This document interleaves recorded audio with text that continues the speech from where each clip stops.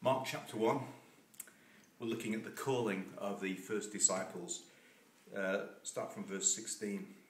One day as Jesus was walking along the shores of the Sea of Galilee, he saw Simon and his brother Andrew fishing with a net, for they were commercial fishermen. Jesus called out to them, "Come be my disciples, and I will show you how to fish for people." And they left their nets at once and went with him. A little further up the shore, he saw Zebedee's sons, James and John, in a boat mending their nets. He called them too, and immediately they left their father Zebedee in the boat with the hired men and went with him. You're not allowed to say for sure that this was the first time that Jesus had met these people. He might have known them intimately in small rural communities. It's probably likely that he did, but that's not what Mark's trying to convey here. He's trying to tell you some important points. One is the authority of Jesus. The second is the immediacy of the summons. And the third is the obedience of the response. He said, "Do it," and they did it. You feel a bit sorry for Zebedee, don't you? Standing there haplessly holding the net, looking as his sons walk away into the distance. You know what's going on, right? It's the call to discipleship. It's very strong and very powerful. And it's where Christianity begins for most people. You feel a summons in your life, a voice or a calling, and you go with it. And it's powerful, and it lasts a lifetime, and it's really significant. The question here is, what does it mean for us in terms of our lives, and what's Mark trying to say here in the gospel? It's a well-known fact that Mark uses this word immediately. Apparently used it 40 times. Most of the uses in the New Testament are Mark saying immediately he did this, immediately he did that. It's the Greek word euthus, and they translate it in different ways so you don't get bored with it. It's saying at once and straightway, the old translation one. But it's the same thing. It's just say you do it, do it.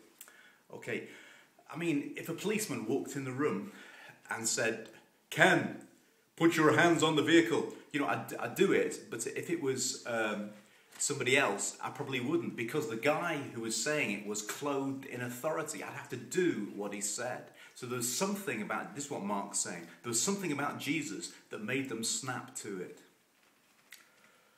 I don't know if you've used to play that game. Do you remember that game Lemmings? They used to be on computers with that really inane kind of theme song that went in. You'd watch, if you made a wrong move with your, they'd all go merrily off the cliff and all die in front of you. You think, come on, take a grip, man. Have a mind of your own. Come on, turn around. Don't do it. Don't do it. As they all pile in, and of course that's what lemmings do. We have this word, don't we, in English, sheepish.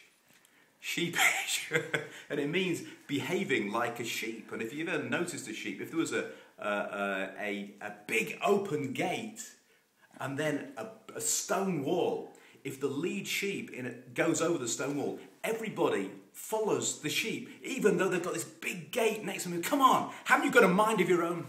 Here's my point. Does Jesus want us to be sheepish? Does he really want that kind of like mindless following? Yes, master. As if we're kind of robots coming after him. And the answer is no. The answer is no. He was commanding them, but he was actually inviting them as well. He was inviting them into something. And there was something about Jesus that was so radical, so special, that they had to choose, and choose quickly. And it wasn't an easy response, but it was powerful and life-changing. You remember that film, Matrix? You know, when he's sitting in the room and he's saying, "How far does the rabbit hole go? Are you prepared to go?" And really the call to the character in Matrix was like the call to these people. Are you prepared to see your life turn upside down? Are you prepared for everything that you've ever believed in, everything that you've ever taken credit for or thought about is going to be turned upside down? Are you prepared to go with me? It was exciting. It's an order, it's an invitation. It's an invitation to think. It's an invitation to think about your life in a different way, to start looking at it in a fresh way. So he calls these people because he's ahead of them. He's ahead of them, and he's going on a journey. And he invites them, and you think of the people who went with him, okay, they're not like the brains or the intellects or the rich people. You know, come on. They're just normal people. It says in John, he came to his own. Many didn't receive him, but those who did, he gave them the authority to be called children of God. He comes to you. He comes to me. He's not interested in our ability. He's interested in our availability. He doesn't call us to be like sheep. He calls us to think that is this life all there is? Is this world that I'm living through? Is this the lot? Is this all I'm going to get?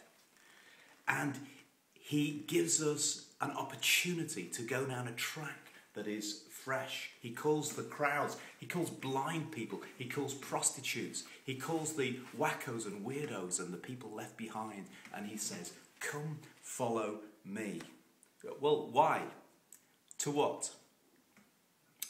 Well, he calls them to be with him. He calls them to share an intimacy with God that you can't experience anywhere else. That's the first thing. He called them to be with him, to share time with him. And that's what God calls us to. He calls us into intimacy in the quiet bits of our life where we're ready and able to listen. He calls us into intimacy. Second, he calls us into identity, to realize that whatever we think about ourselves, our real identity is forged by God. We are made in the image of God. It's time I stop thinking about myself from a point of view of a human perspective, a fleshly perspective, and start thinking of it from a spiritual one. That's what he was calling them to. And then finally he was calling them to an identity. And the identity, to a destiny. And the destiny was a cross. He said, take up your cross and follow me. He was inviting them to come and die. Beyond the cross, self-dying to an old way of life, dying to the matrix world. And beyond that cross is an empty grave. And he calls us to life, real life, life more abundant, and to resurrection. And it all starts. This is why I call it radical humanity. It all starts when I respond. Come, follow me. Amen. Do you hear it? God bless.